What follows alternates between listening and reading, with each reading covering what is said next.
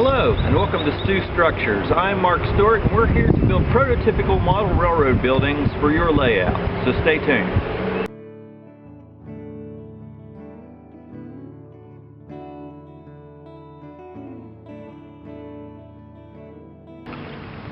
I'm in the process of building structures for club layout, and the area we're modeling has structures that are not available in kit form.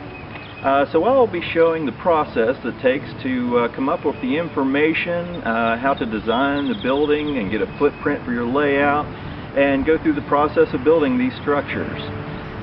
This information can be used by anyone to build any railroad building from any railroad and be used on your model layout. I'll show you stuff that works for me. Everybody has their own techniques. Some things work for me, some don't. If you have techniques that work better for you, by all means, use whatever techniques that you want to use to come up with a structure that you feel comfortable with showing on your model railroad. The area that we're modeling is Grafton, West Virginia.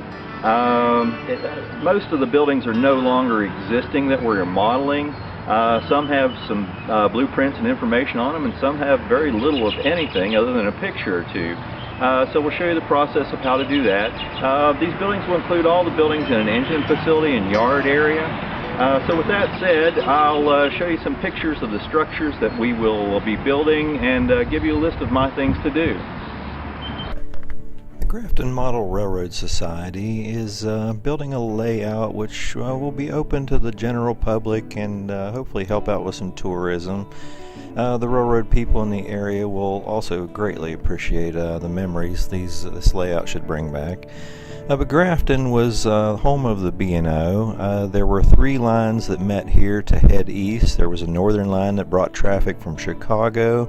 There was a line to the west through Parkersburg on to St. Louis, which brought a lot of Midwest United States traffic here. And all the southern coal fields in West Virginia came up and emptied into Grafton here as well. And then all these tracks came together in a huge yard, and everything was classified and sent on to Cumberland and points east. There were various bridges, tunnels, and structures in the immediate area, many different industries, but mainly we're just going to be focusing on, to begin with, the yard. We want to duplicate it as it was during the transition period. This huge facility was a turnaround point and a fix-it place for many locomotives and later diesels.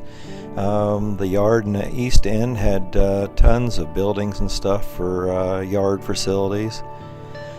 The first building that we're going to concentrate on is D Tower, which I previously had started building before I decided to do this series of videos.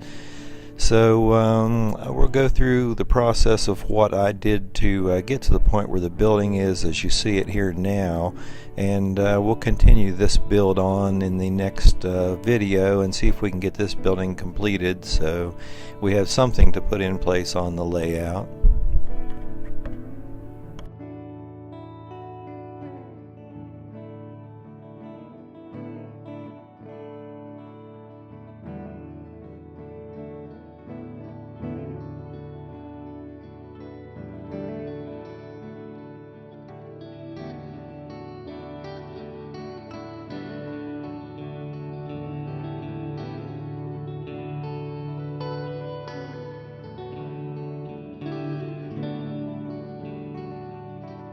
The original hotel was built just around the Civil War era.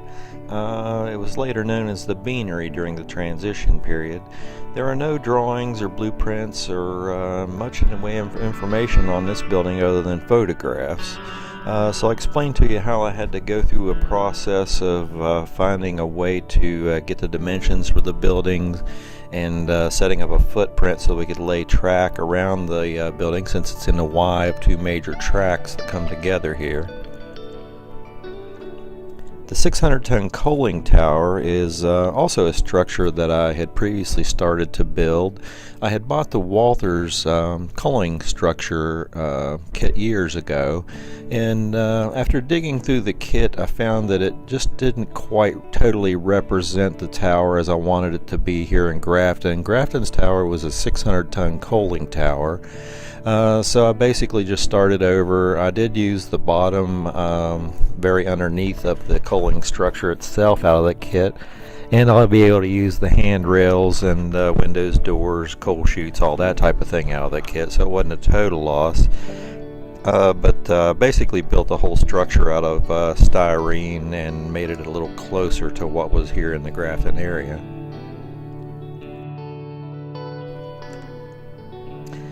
The Foundry was originally used in the area to produce all the steel beams and everything for the bridges and buildings and various infrastructure as the railroad was being built in this area.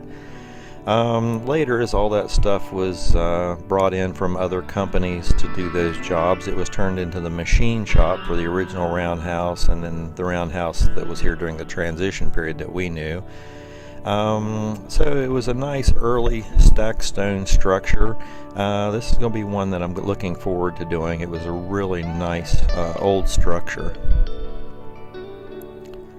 The freight station is still existing. I do have some drawings and many photographs of it. It's changed a little over the years, not the main structure of the building, but mainly they've taken away all of the loading docks and the overhead roofs over the platforms and all that type of thing. So I think we're going to put those back in place and build the building as it was back then. A lot of mail was unloaded here on a really long platform for the post office that was just above it on the hill.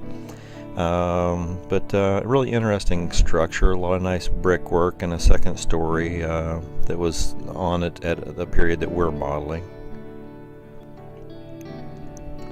The power plant I don't have a lot of good photographs of. It's no longer here. I do have quite a few drawings, although most of them are blueprints for all the guts that were in the building. I've got enough, however, that I came up with a footprint, and I should be able to put a decent structure together. A lot of its windows, though, it's very visible to the inside, so thank God for the drawings of the guts, and I do have this one picture here that shows part of the interior.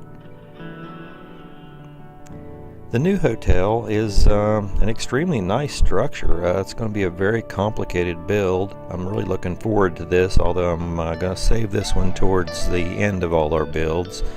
It's a two-building facility, the main station, and then a huge hotel, which was the Willard Hotel. But very ornate building, some hand work and hand carving for a couple of items on the building, and a lot of very tedious structure building will go into this one, but it ought to be really interesting. Another one we're going to do, we're not sure about a lot of the industries, but we are going to do the Imperial Ice Cream Company. It hasn't been around here for a long time. There are now railroad tracks and a road going through where the building was at that period of time, but it was a very nice old brick structure, so we're going to include that structure since it was in the immediate town area here. There was other industries, which I do show some pictures here. There was a major glass factory, so there's a good possibility we may do that. I'm not sure if we'll get as involved as it actually was. We'll see when that time comes, I guess. But there are chemical factories and a lot of wood production and various things in the area that we'll consider. The East Yard, because of all the tracks converging here, was quite a large yard. There was a huge facility for repair in place. There was a wheel crane, storage buildings and shops. There was also a yard office in the East Yard, which actually was there a little later in time, so I'm not sure if we're going to build this building. But there was some small scales, which I've got these couple of shots of from that end of the building, so we are going to do the scales, which will be interesting. It's a nice small build. There is one building that I did find in kit form several years ago. There was a water town in the main yard facility. There was a lot of different water sources over the year, but the water tower did exist here for a period of time, and the Walters pre-built kit, the water tower that came out several years ago, is actually almost an identical duplicate to the structure, so it was nice to find that. Other than that, there's a lot of other things we're considering. I'm closing out here with a couple of shots of the Pleasant Creek viaduct, which was a very large curved viaduct, really an interesting bridge. So we'll see where we go from there. And basically that's a good start. There are other things we want to do, but this is going to keep us busy for a long time and put a lot of videos out with these buildings that we're already talking about. So the next video we'll get started on the builds, and look forward to you coming back and visiting and watching the rest of them. So happy railroading. This is my first video. I'm going to get some cameras and lights and things to make the presentation of these a little bit better than what I have right now. I'm working with very crude stuff at the moment. But these buildings are just the beginning. We're not sure what all the industries we're going to do in the area. I did show you some slides of a few, the ones we are going to do, and a couple others. There's also a roundhouse and a turntable. There's wash racks, ash pits, all kinds of service cranes, things like that in the area, and rip tracks. The next video we will start a structure, but we'll also look at how to build a footprint for your building. When you're laying out prototypical buildings, if you're wanting to stay with the actual sizes and stuff, if you're like me, you're going back and forth between laying track, painting people, cars, rolling stock, building buildings and everything. So one of the first things we want to do is throw some track out there and get some trains running. Well, if you're going to do that, you need a footprint of your building to put in place so that the buildings can coexist with the track later on without having to rip things up and start over. So we'll go through that process. I want to thank you for watching this video. It's like I said, it was my first video. If you have comments and suggestions, please put them below. I'll answer them where I can, as quick as I can, and hopefully include some of the good information in videos later on. Also hit the subscribe button. It's free, and there's a lot of good information coming your way, and that way you'll be notified as to other videos and stuff as they come along. So thanks again, and happy railroading.